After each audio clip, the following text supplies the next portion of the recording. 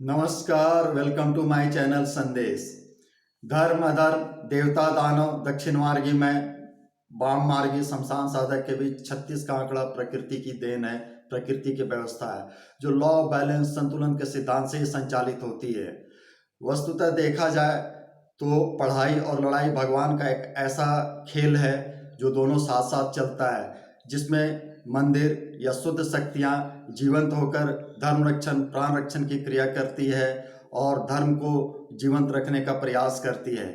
आज के मूल एपिसोड में मैं इसी तरह की एक ऐसी घटना का वर्णन करने जा रहा हूँ जिससे यह सिद्ध होता है कि पढ़ाई और लड़ाई क्या दोनों भगवान का ही एक बनाया हुआ हिस्सा है। वस्तुतः अभी तक जो लोग मेरे से पहले से नहीं जुड़े हुए हैं उनसे मैं रिक्वेस्ट करूंगा कि मेरे पिछले एपिसोड्स को भी ज़रूर देखें। मेरा जो चैनल का लोगो एस है उसको क्लिक करें, मेरा पिछला एपिसोड वीडियो सारा डिस्प्ले होगा, उसको देखेंगे समझेंगे तो भगवान को ठीक से समझने की दिशा में एक कदम और आगे बढ़ पाएंगे, जिससे इंसानी जीवन का कन्फ्यूजन कम से कमतर होता चला जाएगा। तो आइए मैं आपको अपने आज के एपिसोड में लेके जा रहा हूँ। यह घटना हमारे जीवन से संबंधित है, लेकिन इसका संबंध सभी लोगों से है, चूँकि एक पढ़ाई है भगवान की जिसे हर इंसान को जानना समझना अति आवश्यक है। आइए देखते हैं वस्तुतः वो क्या घटी थी, कैसे हुई थी। मित्रता और शत्रुता इंसानी जीवन का हिस्सा है। समान विचारधारा इंसान को आकर्षित कर मित्र बनाती है, विपरीत विचारधारा टकराव पैदा कर शत्रुता पनपाती है। शक्ति अर्जन मनुष्य का विशेष कार्य है। लोग साधना कर शक्ति अर्जित करते हैं, अहंकार वश उसका दुरुपयोग कर नाश करते हैं। एक ही व्यक्ति एक के लिए मित्र तथा दूसरे के लिए शत्रु बन जाता है। मेरे जीवन में भी एक शत्रु का प्रवेश हो चुका था। वो एक वाम मार्गी साधक था। उसका सूक्ष्म प्रारंभ विगत जन्मों से होगा, नहीं तो करीब 14 वर्षों तक मुझे 100 परिवार संपूर्ण नष्ट कर देने का प्रयास क्यों करता है। या साधुता के विपरीत विचारधारा में शैतान साधु के विनाश का प्रयास करता है। खुद की शक्ति का तथा अन्य पेशेवर तांत्रिक मांत्रिक द्वारा प्रयोग करता रहा, करवाता रहा। यह समाज का ऐसा हिस्सा है जो शक्ति का अपव्यय नष्ट करने में करते हैं। जिन पर इसका प्रयोग होता है वो शक्ति के प्रभाव से नष्ट होते हैं और प्रकृति इन्हें भी शक्ति का दुरुपयोग करने के कारण समय आने पर नष्ट कर देती है। लड़ाई में दोनों पक्षों का नाश होता है, लेकिन प्रकृति सतपथ पर चलने वाले की सहायता कर विजयी अवश्य बनाती है। विजय की इसी चाह ने मुझे माँ काली नगर में स्थित दक्षिणा काली का प्राचीन मंदिर, जहाँ पहले भी अक्सर जाता था लेकिन प्रयोजन सिद्ध हेतु यह शुरुआत थी, के दरबार में पहुंचाया। शत्रु वाम मार्गी था, उसकी शक्ति का केंद्र शमशान निवासिनी काली थी। उस शक्ति की काट मुझे माँ काली के मंदिर में ही नजर आई। सामान्यतः समाज मंदिर दर्शन हेतु जाते हैं, पूजन अर्चन कर अपनी उन्नति तथा रक्षा की कामना करते हैं। मंत्र तंत्र का दुरुपयोग कुप्रयोग सूक्ष्म स्तर पर होता है। कुप्रयोग का प्रभाव समझाते समझते इंसान काफी हद तक जर्जर हो जाता है। बहुतों की उलझकर मृत्यु भी होती है। एक बार यह प्रभाव विश्वसनीय भी नहीं लगता है और बाहरी तौर पर कोई न कोई कारण समझकर संतोष कर लेते हैं। उसी अज्ञानता तथा अविश्वास का लाभ ऐसे साधक लेते हैं और उनका कार्य सधता है। भीषणतम प्रयोग करके भी लौकिक रूप से निर्दोष सिद्ध होते हैं। मंत्र तंत्र का दुरुपयोग से इंसान का धर्म ही उसकी रक्षा करता है, इसलिए मनुष्य जीवन में धर्म का स्थान सबसे ऊंचा है। यही धर्म बल सूक्ष्म विचारों को सही दिशा में प्रेषित कर गंतव्य तक पहुंचाने का कार्य करती है।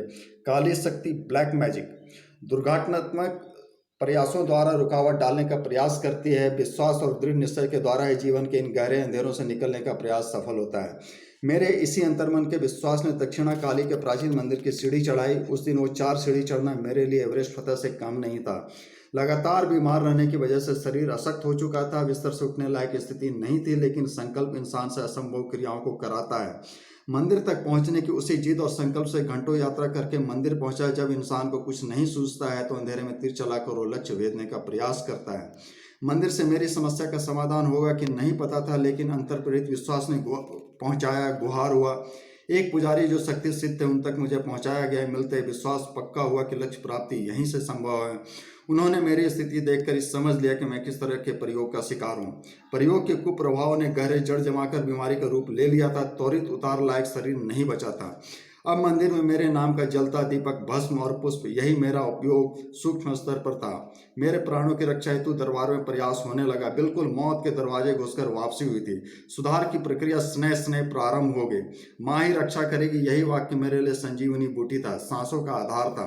पुजारी जी के निर्देशन में डॉक्टरी दवा का भी प्रयोग चलता रहा, यह जानते हुए कि इसका कुछ खास असर अभी नहीं होगा।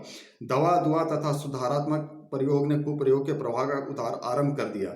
एक गृहस्थ के मूल में खुद के साथ साथ उसका परिवार भी होता है। मौत का रोज व रोज भय, परिवार के बिलखने टूटने का भय, अनिश्चितता ने मानसिक स्तर के गहरे जड़ तक को हिला दिया था। यह वही स्थिति थी जहाँ व्यक्ति गहरे अवसाद में जाकर मौत को गले लगाता है, मृत्यु का वर्ण करने को विवश होता है। पूर्व की साधनात्मक ऊर्जा का साथ मिला, धर्म बल का सहारा हुआ, जिससे मानसिक रूप से पागल होने से बच गया। शारीरिक रूप से टूटने के बावजूद आंतरिक स्तर पर मैं मानसिक बल के साथ ही जीवन युद्ध लड़ता रहा। माँ के दरबार में आने के बाद विश्वास पक्का हो गया, अब मेरा भटकना बंद होगा। मेरी स्थिति पर समाज में आए विचारों के द्वारा समाधान हेतु काफी भटका। डॉक्टरी वैद्य की सभी तरह का इलाज निरर्थक रहा। एक दो तांत्रिक साधु के पास भी पहुंचा, लेकिन समाधान ना हुआ। समय और धन भरपूर नष्ट हुआ, बिल्कुल खोखला हो गया था। समय लेकर यहीं से समाधान होगा। चूंकि समस्या को सालों साल हो चुका था, इसलिए समाधान चंद समय में संभव ही नहीं था। दरबार से भी ऐसा चमत्कार नहीं होता है। दरबार में आने के बाद चौतरफा सुधार होने लगा। अब तक प्रभावहीन डॉक्टरी इलाज प्रभावी होने लगा। जिस डॉक्टर से सालों इलाज करवाया, अब उसी ने अपने गुरु बुजुर्ग आयुर्वेदाचार्य से मिलवाया। एक बार की उनका भी प्रयास असफल रहा, लेकिन अनुभवी ज्ञान ने बीमारी के मूल को समझा। अब तक रहस्यमय मेरी बीमारी अब रहस्य न रही। मेरा केस उनके ही 50 साल के अनुभव के लिए एक चुनौती था, जिसे वो भेद पाने में सक्षम हुए। परिस्थिति के हिसाब से वो इलाज मेरे लिए काफ़ी महंगा था, इसलिए होम्योपैथी की ओर गया। इसी बीच एक प्रसंग ने प्रकृति के एक और संकेत को दिखाया, इसलिए सारा खेल भगवान का समझकर मैंने किसी को दोषी नहीं समझा, बस अपने बचाव का शांतिपूर्वक प्रयास किया। शारीरिक कमी, खून की कमी से शरीर की गर्मी ऊर्जा का ह्रास हो चुका था, इसलिए फोल्डिंग खाट, प्लास्टिक पट्टी से बना खाट जिसकी बुनावट अर्थी के बुनावट से मिलती है, पर लेटा घंटों धूप में रहता है, किसी तरह से शरीर गर्म रहे। मेरे एक रिश्तेदार ने कई विषयों पर मेरे विचारों को जानकर कहा, आप तो बौद्धिक स्तर पर उन्नत हैं, फिर आपकी ऐसी दुर्दशा क्यों?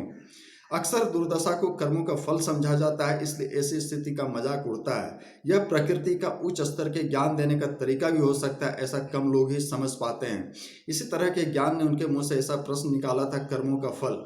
मैंने खाट की बुनावट को अर्थी समान बताया, जिस पर लेटा मौत के रोजाना साक्षात्कार द्वारा आत्मदर्शन का पाठ पढ़ता, जहां मौत का क्षण क्षण का एहसास, रोज मुर्दा बनने का एहसास, अध्यात्म को सही से सीखने का बेहतरीन जगह था।